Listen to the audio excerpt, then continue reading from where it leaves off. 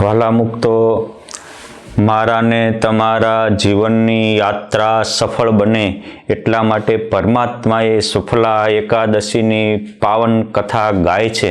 માટે આ સફલા એકાદશીના દિવસે આપ સૌ મુક્તોને ભાવથી ભેટીને વડતાલ ધામથી અમારા હૈયાના હેતથી જય સ્વામિનારાયણ. વાલા મુક્તો, જેમ પર્વતોમાં હિમાલય શ્રેષ્ઠ છે, નદીઓમાં ગંગાજી શ્રેષ્ઠ છે, હાથીઓમાં ઐરાવત હાથી ઇન્દ્રનો છે એ મહાન છે, જેમ તમામ નક્ષત્રોમાં સૂર્યનારાયણ એ સર્વોત્તમ છે, એ જ રીતે તમામ એકાદશીઓમાં આ સફલા એકાદશી અતિ મહાન છે, શ્રેષ્ઠ છે અને પવિત્ર છે.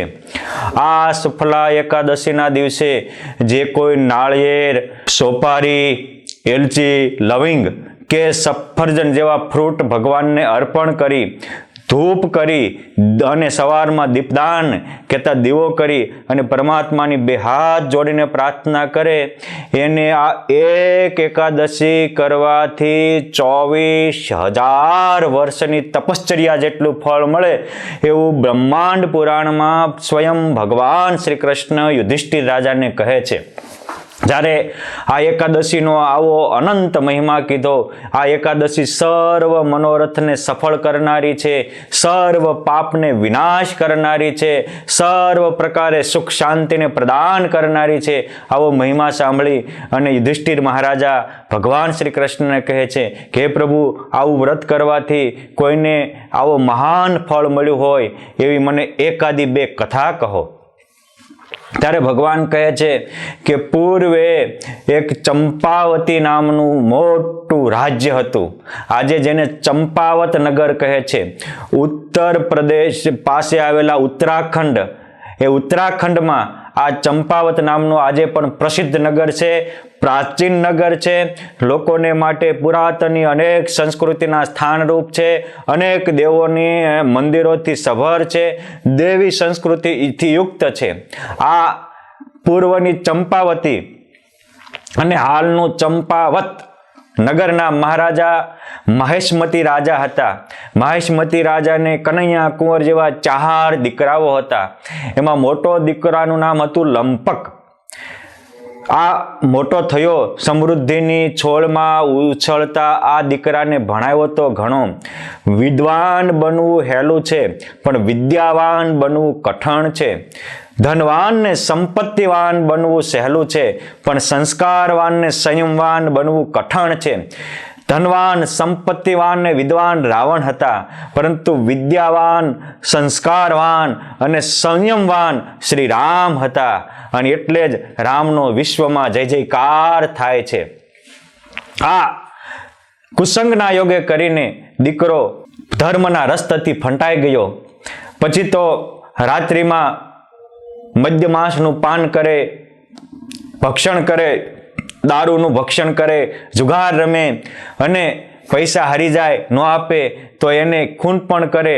આ રીતે દારૂ પીવો, જુગાર રમવું, મદ્યમાંસનું ભક્ષણ કરવું, પરનારીનું ગમન કરવું અને અહિંસા, જીવતા નરને મારી નાખવા, આવો કુકર્મી દીકરાને જાણી અને એમના પિતાને આંખમાં કણું ખૂટે એમ ખૂટવા લાગ્યું. પ્રજા વત્સલ રાજા આ મહેશમતે દીકરાને બહિષ્કાર કર્યો, પોતાના નગરમાંથી કાઢી મૂક્યો કે જો તારે સુધરવું હોય તો તારો રાજ્યનો અધિકારી તું છો, અને આવી રીતે જો પ્રજાને પરેશાન કરવું હોય તો બધી જ પ્રજા મારા માટે સમાન છે. માટે જે દોષ કરે એ દંડને અધિકારી છે, માટે તું મારા રાજ્યમાં રહેવાને પાત્ર નથી. આમ કહી સિપાહીઓ દ્વારા એને નગર પહાર કર્યો, તડી પહાર કર્યો. પછી તો આ જંગલમાં ગયો અને વિશેષ ક્રૂર અને વિશેષ જંગલી યોગ થતા વિશેષ ઘાતકી બન્યો. ઘણીવાર નગરમાં જાય, દીકરીઓને લૂંટી લાવે, ઘરેણાં લૂંટી લાવે અને રાત્રિએ દારૂપાન વગેરેનું પાન કરે. ક્યારેક દિવસે મૃગલા કરી, હિંસા કરી, માંસનું ભક્ષણ કરે. માણસને જુવાનીના જોરમાં ખબર રહેતું નથી, પરંતુ જ્યારે ઉંમર થાય ત્યારે પસ્તાવો બહુ થાય છે. દરેક મા બાપને મારી નમ્ર વિનંતી છે કે તમારા યુવાનોને, દીકરા કે દીકરીઓને 15, 16 થી 25, 24 વર્ષની ઉંમર થાય ત્યાં સુધી ખરેખરા સાચવજો. સત્સંગી જેવા ધર્મ ગ્રંથમાં લખ્યું છે કે 7 વર્ષ સુધી બાળકને મા બાપની સ્મૃતિ હોય, 7 થી 14, 15 વર્ષ સુધી પોતાની સ્મૃતિ, મેધાશક્તિ એમાં વધતી હોય છે, અને 15 વર્ષ થાય ત્યારથી એમાં પુરુષાતન આવે, એટલે માતાઓમાં રજસ્વલાપણું આવે, પુરુષોમાં શુક્રાણુ ઉત્પન્ન થાય. ના પુરુષાતન આવે એ ભેગી એનામાં શક્તિઓ આવે છે, પણ નિર્ણય શક્તિ નથી આવતી. અને એ સમયમાં એ ગમે એવો અયોગ્ય નિર્ણય લઈ લે તો એનું જીવન પછી બરબાદ થઈ જાય. આજે મોટા ભાગના લોકો જે વ્યસની થઈ જાય છે, વ્યભિચારી થઈ જાય છે, અથવા તો પોતાના કુટુંબ પરિવારને છોડીને ગમીને પ્રેમ કરી જાય, એની આ જ ઉંમર હોય છે. પછી તો એની માથે જવાબદારી આવે, અને જવાબદાર માણસ ક્યારેય બગડતો નથી. બેજવાબદાર આ દીકરો કુકર્મી થયો અને એને કારણે અનેકને માટે જોખમરૂપ બન્યો. અને પછી એકવાર એના જે કાંઈ ન રહ્યું એટલે એના સાથીઓ પણ છોડીને વહી ગયા. આપણી પાસે હોય, જેમ કોઈ માંસનો લોચો હોય તો સમળ્યું આવે, પણ લોચો મૂકી દો તો વયો જાય. આપણી પાસે કાંઈક સંપત્તિનો થોડો જાજો લોચો હોય એટલે સ્વાર્થી લોકો આવે. જેવી આપણી સત્તા કે સંપત્તિ વહી જાય એટલે સ્વાર્થી તરત છૂટી જાય. આ વિશ્વનો ક્રમ છે. આને પણ એકલા મૂકીને વયા ગયા. આ કોઈ એની સાથે ન રહ્યું. આ બહુ દુઃખી થયો. પછી વનમાં ગયો. એવી તે જ દિવસે બરોબર આ માક્ષર વદ એકાદશી, શુક્લા એકાદશી હતી. એટલે આ એકાદશીને દિવસે એ જંગલમાં ગયો તો થોડાક ફળ મળ્યા, પણ ખાવાનો વહેંત નહોતો. એક નિઝરણામાં સ્નાન કરીને પાછો પીપળાનું વૃક્ષ, જે પીપળો પરમાત્માનું સ્વરૂપ છે, એટલે ગીતાજીમાં ભગવાને કહ્યું કે વૃક્ષાણામ અસ્વસ્થોહમ, વૃક્ષોમાં પીપળો ઊંચો અને માસાના માર્ગશીર્ષોહમ, માક્ષર મહિનો એ પણ પરમાત્માનું સ્વરૂપ, અને પીપળાનું વૃક્ષ એ પણ પરમાત્માનું સ્વરૂપ, અને સફલા એકાદશી એ પણ ભગવાનની સ્વરૂપા જેવી પવિત્ર એકાદશી. આ દિવસે એને અજાણતા આ એકાદશીનું વ્રત થયું, અને ખાવાનો વહેંત નહોતો, બેચેન હતી. એટલે આખો દિવસ એને જે એ પીપળા વૃક્ષ ફળ લાવ્યો હતો, એ પીપળા રૂપી પરમાત્માના સ્વરૂપમાં ફળની અંજલિ અર્પણ કરી, અને બીમાર હતો એટલે આખો દિવસ ખાવાનું ભાવ્યું નહીં. એ પીપળાના વૃક્ષ નીચે જંગલમાં બેસી અને પછી એને વિચાર્યું કે એક દિવસ હું મારા પિતા ક્યાં મહેશમતી રાજા, કેવા ભક્ત, કેવી સાધના આરાધના કરતા હતા, કેવું એ વખતે રાજમાં સુખ હતું, આ હું ક્યાં કોના સંગી ગયો. એને સભાન થયો. બેભાનમાંથી સભાનતા આવતા એને ભગવાનના ભક્ત એવા એના પિતા અને એ ભક્ત હૃદય એવા બધા સાધુ સંતો બ્રાહ્મણોની સ્મૃતિ થઈ.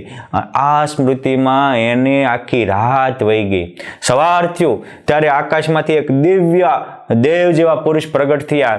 એને આને સ્નાન કરાવ્યું અને અમી દ્રષ્ટિ કરી, રોગ દૂર થયો. પછી કહે છે કે હે લંપક, અજાણતા પણ તે આ સફલા એકાદશીનું વ્રત કર્યું. એ વ્રતના પ્રતાપે તારા તમામ પાપો નષ્ટ થયા છે. ભગવાનને પહેલા કહ્યું હતું કે આ એક સફલા એકાદશી કરે તો એના 24,000 વર્ષના પાપ નષ્ટ થાય, અને 24,000 યજ્ઞ કર્યા હોય, દાન કર્યા હોય, પુણ્ય કર્યા એવું પુણ્ય પ્રાપ્ત થાય. આ પુણ્ય પરમાત્માએ એને અર્પણ કર્યું અને કહે છે કે જા, તારા પિતા પણ આજે તને તારા પિતાના દુઃખને દીધું, એનો પસ્તાવો થયો તો પિતાએ તને કાઢી મૂક્યા, એનો પણ પસ્તાવો તારા પિતાને થઈ રહ્યો છે. માટે આ ઘોડો લઈને જા અને હવે પાપ કરતો નહીં. અને પ્રતિજ્ઞા લીધી કે આજથી હું પાપ કરીશ તો મને બ્રહ્માંડ ભાગ્યાનું પાપ લાગે. નિર્મળ થયો. અને આ બીજે દિવસે જ શુક્લા એકાદશીના બીજા દિવસે એ તેજસ્વી દેવતા એ ઘોડા ઉપર બેસી અને પાછો ચંપાવત નગરમાં ગયો. ત્યારે રાજાએ પણ એમને સન્માન સાથે રાખ્યો. અપી ચેત દુરાચારો ભજતે મામ અનન્ય ભાગ. ગમે એવો દુરાચારી હોય પણ એકવાર અનન્ય ભાવથી ભગવાનને શરણે જાય, ભગવાનની ભક્તિ કરવાનું, ભગવાનનું સ્મરણ કરવાનું સ્વીકારે તો ભગવાન કહે છે કે એને હું તત્કાળ પુણ્યાત્મા બનાવી દઉં છું. આ લંપક રાજા આવો પુણ્યાત્મા થયો. પછી પોતાના પાપનું પ્રાયશ્ચિત આ એકાદશીના રહેવાથી થયું. એટલે રાજાએ પણ એને એ રાજાનો પોતાનો પાટવી ઉંમર હોવાથી એ રાજાનો રાજ્યાધિકાર આપ્યો. પછી એના રાજ્યમાં પણ આ દર વખતે વર્ષી દર એકાદશી રહેતો અને એમાંય આ સફલા એકાદશીને દિવસે તો યજ્ઞ અનુષ્ઠાન કરતો, જાગરણ કરતો, સાધુ સંતોને બેસાડીને ભજન સંધ્યા કરતા હતા. એને કારણે એનું રાજ્ય પૂરા ભારત ખંડમાં વ્યાપી ગયું. આટલો તેજસ્વી યશસ્વી થયો. એમના પિતા પણ પોતાના પુત્રને આવો સદગુણી અને સત્સંગ પ્રેમી સંસ્કારી જોઈ અને નિરાંતના શ્વાસ ભરી અને પોતાના રાજ્યપાટનો ત્યાગ કરી વનમાં જઈ પરમાત્માની આરાધના કરી અને આ સફલા એકાદશીને દિવસે જ એને રાજ્ય તિલક કરેલું. બીજી સફલા એકાદશીને દિવસે ગૃહ ત્યાગ કરીને વનમાં ગયા અને સાધના આરાધના કરતા આ સફલા એકાદશીના પવિત્ર દિવસે એ માહિષ્મતી રાજાને પણ પરમાત્મા અનંત મુક્તો સાથે તેડવા આવ્યા અને પોતાના ધામમાં, દિવ્ય ધામમાં નિવાસ આપ્યો. એવી આ સફલા એકાદશી છે. ભગવાન કહે છે કે આ એકાદશીને દિવસે જે કોઈ શ્રીફળ, સોપારી વગેરે ફળ અર્પણ કરી, ધૂપ કરી, ભગવાનને દીપદાન કરી અને જે મનોરથ કરે એ બધા જ મનોરથને પૂર્ણ કરનારી આ એકાદશી હોવાથી આ તમામ એકાદશીની રાજા સમાન એકાદશી છે. આ એકાદશી દિવસે કરેલા તમામ કાર્ય સફળ થાય છે અને એટલે જ સર્વાવતારી ભગવાન સ્વામિનારાયણે આ સફલા એકાદશીને દિવસે મારા અને તમારા કરોડોના જીવનને સફળ બનાવવા, મારા અને તમારા કરોડો મનોરથો સિદ્ધ કરવા માટે ષડાક્ષરી મહામંત્ર, સ્વામિનારાયણ મહામંત્ર પ્રગટ કર્યો. આ દિવસે ભગવાને ધર્મનો મર્મ સમજાવ્યો. આ દિવસે પુરુષોત્તમ નારાયણે પહેલા વહેલા વ્યાપકાનંદ સ્વામીને પરમહંસ કરી અને પરમહંસની દીક્ષા દેવાનું ચાલુ કરેલું. આવી આ પવિત્ર સફલા એકાદશીની અલૌકિક ઇતિહાસ જે સાંભળે, જે બીજાને સંભળાવે એના પણ પરમાત્મા સર્વે મનોરથ પૂર્ણ કરે. આ દિવસે જે કોઈ ભગવાનનું ધ્યાન કરે, ભગવાનનું નામ સ્મરણ કરે, ભગવાનના ચરિત્રોનું અવગાહન કરે, શ્રવણ કરે, એના 1000 ગણું ફળ આપે છે. આ એક એકાદશીના દિવસે રહેવાથી 100 રાજસૂય યજ્ઞ કરે, 1000 યશ્વમેઘ યજ્ઞ કરે, જે ફળ થાય એ આ એક એકાદશી રહેવાથી ફળ થાય એવું ભગવાનનું બ્રહ્માંડ પુરાણમાં વચન છે. આ વચનને શ્રદ્ધાથી સ્વીકારી આપણે પણ સફલા એકાદશી કરી આપણા જીવનને ધન્ય બનાવીએ. અસ્તુ. ધન્યવાદ. જય શ્રી સ્વામિનારાયણ.